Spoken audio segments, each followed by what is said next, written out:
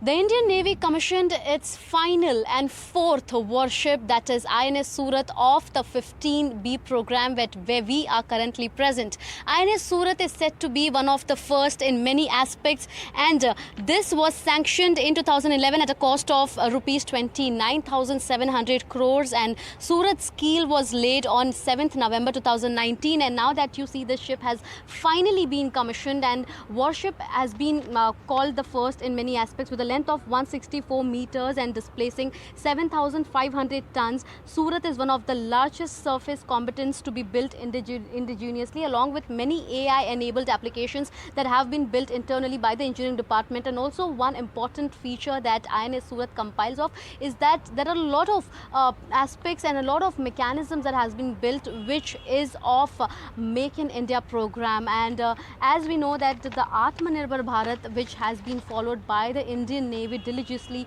is now the ship has been a part of it with a potent and steadfast focus and a versatile platform capable of blue water operations across the spectrum of the naval warfare in all dimensions, that is the air, surface, subsurface and electronic.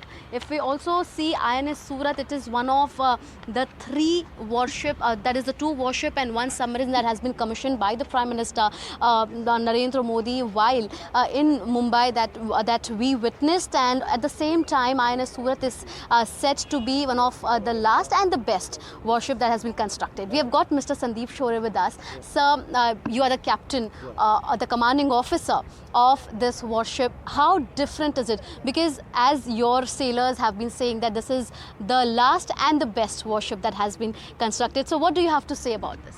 I totally endorse what they say. So they say that we are the final ship of the P-15 Bravo class, and we all say that the crew is together in saying that we are the latest and the best. Yeah, it's a very good feeling. It is with a great sense of pride.